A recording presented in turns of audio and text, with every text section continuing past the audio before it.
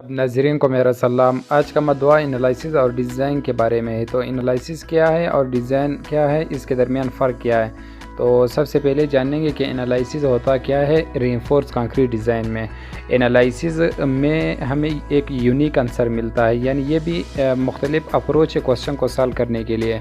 एक है डिज़ाइन, इसमें बाकायदा हम लोग चीज़ें डिज़ाइन करते हैं। एनालिसिस में ये है कि कोई भी बीम है उसका क्रॉस सेक्शन का जो एरिया है या डायमेंशन है वो दिया है।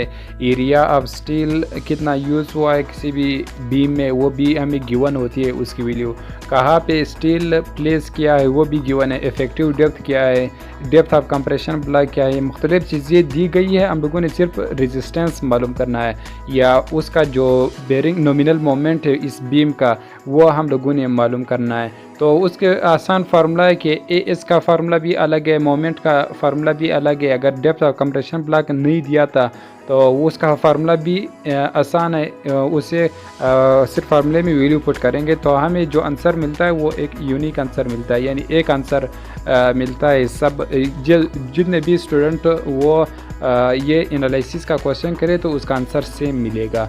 जबकि डिज़ाइन एक ट्रायल प्रोसीजर है, इसमें हम लोग बाकायदा ट्रायल करते हैं। इसमें जो क्रॉस सेक्शन है बी और एच, यानी यहाँ पे बी होता है और ये एच है, इसको हम लोगों ने फाइंड करना है कि वो इतना मोमेंट रेजिस्ट करे। यानी ये आप कह सकते हैं कि हम लोगों को कोई भी बीम दिया गया है उस पर मुख्तलिफ लोडिंग है। सबसे पहले हम लोगों ने स्ट्रक्चर एनालिसिस करना है। स्ट्रक्चर एनालिसिस से हमें शेयर फोर्स और मोमेंट की वैल्यू मिल जाती है। फिर उसी मोमेंट को हम लोगों ने रिड्यूस वगैरह करके, यानी उस मोमेंट के मुताबिक हम लोगों ने डिज़ाइन करना है कि ये बी क्या होगा, एच की वैल्यू क्या होगी, एरिया ऑफ स्टील की वैल्यू क्या होगी। यानी ये जो फिर प्लेस कहाँ पे करना है ये मुख्तलिफ हो सकती है। यानी कोई भी मुख्तलिफ स्टूडेंट है, यानी 10 स्टूडेंट है, अगर 10 स्टूडेंट को यही सेम प्रॉब्लम दिया जाए तो उसमें सबका आंसर मुख्तलिफ हो सकता है। यहाँ पे एरिया भी चेंज हो सकता है और एरिया ऑफ स्टील कह रहा हूँ, यानी जितने बार यूज़ कर रहे हैं। अगर 9 नंबर बार यूज़ कर रहा है कोई एक स्टूडेंट तो उसका एरिया ऑफ स्टील अलग आएगा। अगर कोई 10 नंबर बार का स्टील यूज़ कर रहा है तो उसका आंसर अलग आएगा।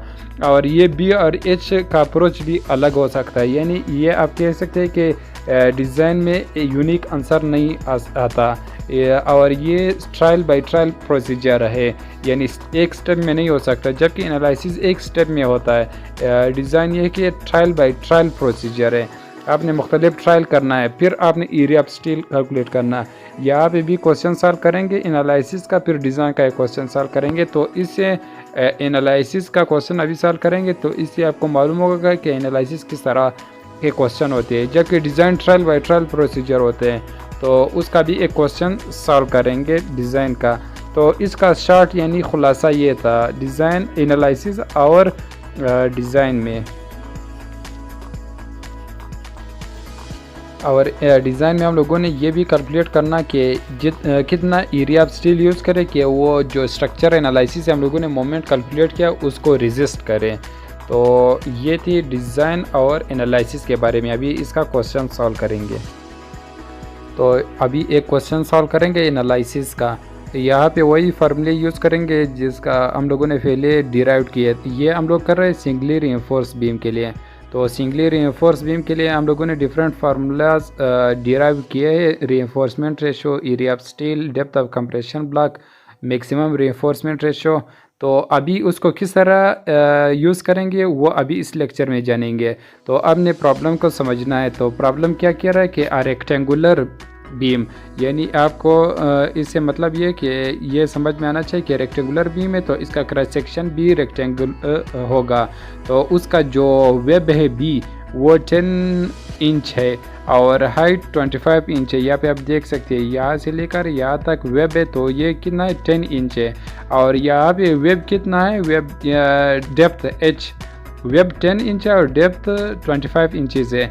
और डी क्या है कि सेंटर ऑफ स्टील से लेकर अपर फाइबर तक जो डिस्टेंस है वो 23 इंच है। यहाँ पे आप देख सकते हैं।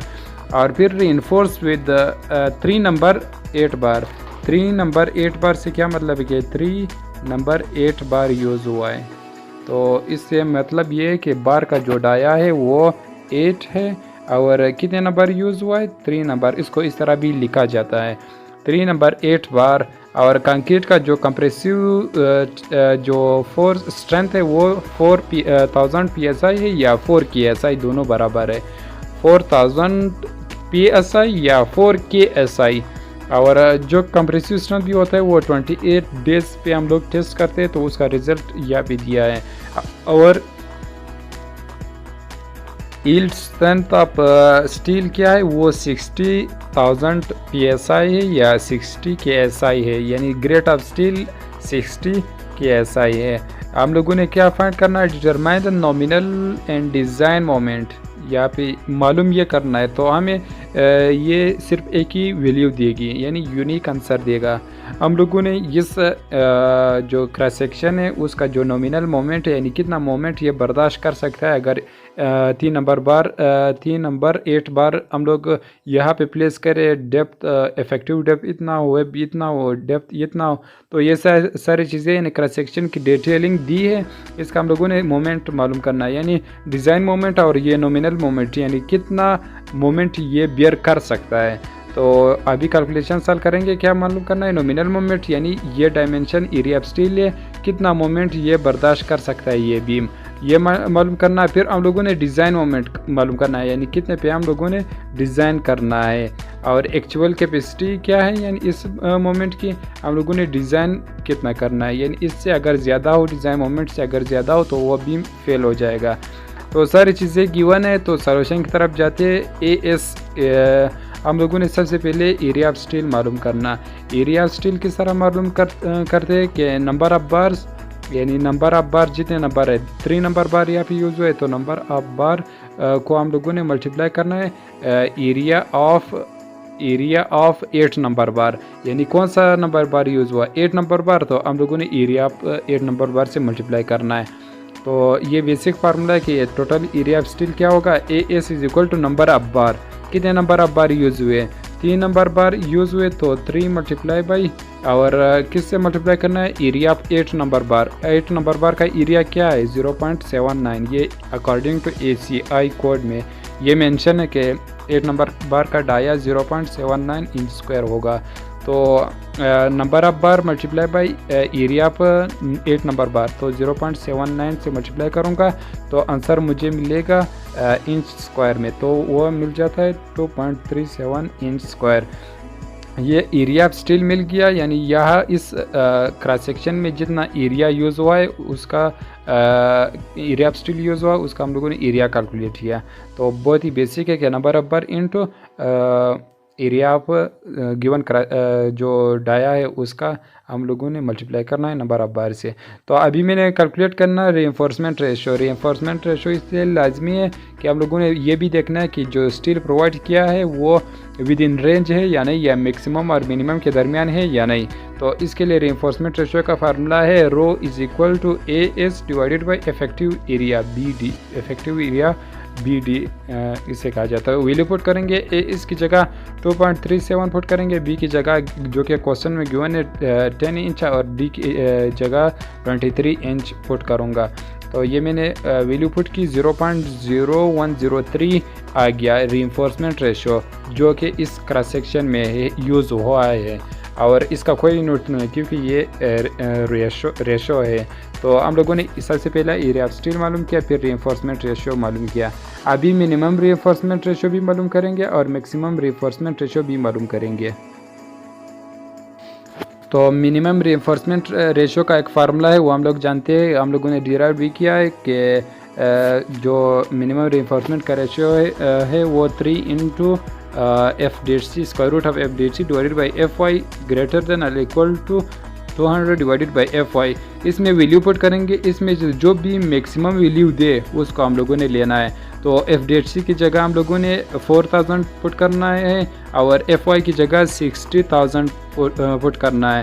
तो जो कैलकुलेशन करने के बाद हमें ये आंसर देता है 0.00316 और 0.0033। तो इन दोनों में मैक्सिमम कौन सा है, ये है 0.003। तो हम लोगों ने मैक्सिमम लेना है, यानी मिनिमम रीइंफोर्समेंट रेशो क्या होगा, रो मिनिमम क्या होगा 0.0033।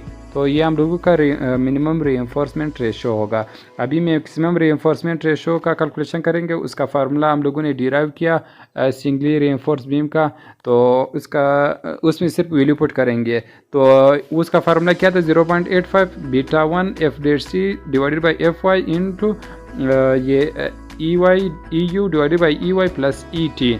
तो ई यू क्या है, कंक्रीट का जो कंप्रेसिव स्ट्रेन है 0.003 पुट करेंगे, और ई यू की जगह तो वही 0.003। ई टी क्या है कि टेंसाइल स्ट्रेन ऑफ स्टील, तो स्टील स्ट्रेन की वैल्यू हम लोग 0.004 पुट करेंगे, और ई टी यानी स्ट्रेन स्टील या टेंसाइल स्ट्रेन ऑफ स्टील की वैल्यू हम लोगों ने 0.004 पुट करना है, यानी ये मैक्सिमम स्ट्रेन होगा किसी भी स्टील में। तो रो मैक्स की वैल्यू हम लोगों ने ये सारी चीज़ें पुट करना है, और जहाँ पे भी फार्मूला आ जाए रो मैक्स का तो हम लोगों ने स्टील स्ट्रेन 0.003 4 पुट करना है।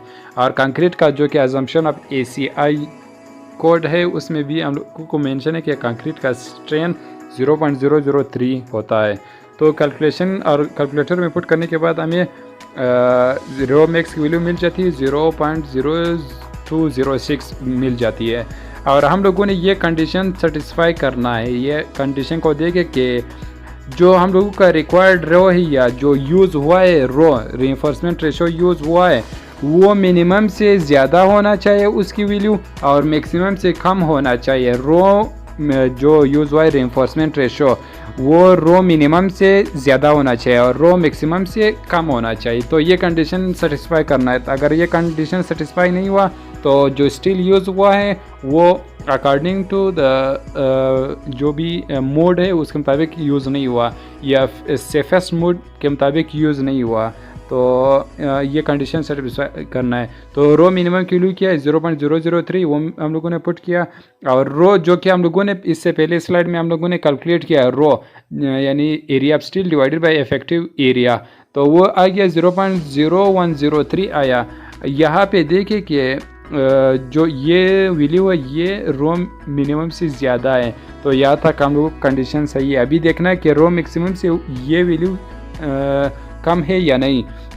तो रो मैक्सिमम की वैल्यू हम लोगों ने कैलकुलेट की 0.0206, तो यहाँ पे देखिए ये रो 0.0103 है, तो ये ज़्यादा है, तो ये कंडीशन भी सेटिस्फाई कर रहा है। तो हम लोगों का ये कंडीशन सेटिस्फाई हो गई, यानी जो स्टील यहाँ पे प्रोवाइड की है वो सही प्रोवाइड की है।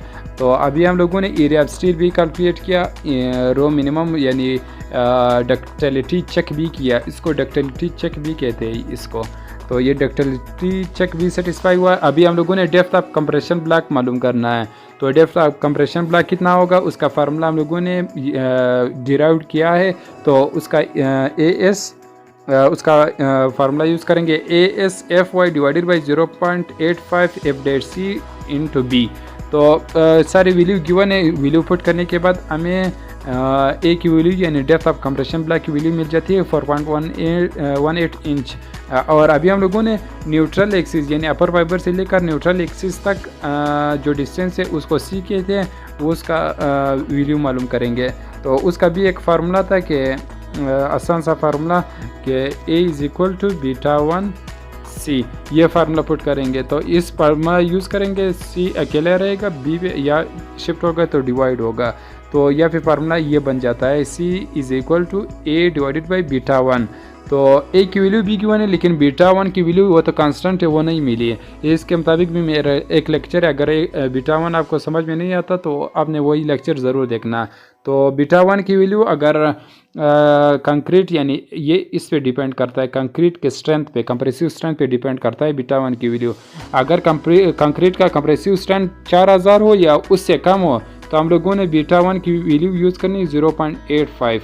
अगर कंक्रीट का कंप्रेसिव स्ट्रेंथ 5000 हो तो हम लोगों ने फिर 0.80 लेना है। अगर 6000 हो तो फिर हम लोगों ने 0.75 यानी 0.005 से ये माइनस करेंगे।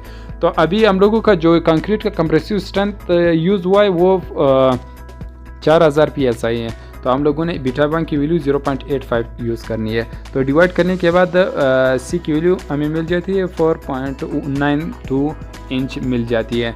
याद रखना कि सी हमेशा ए से बड़ा होगा। तो आप यहाँ पे देख सकते हैं कि सी ए से बड़ा है।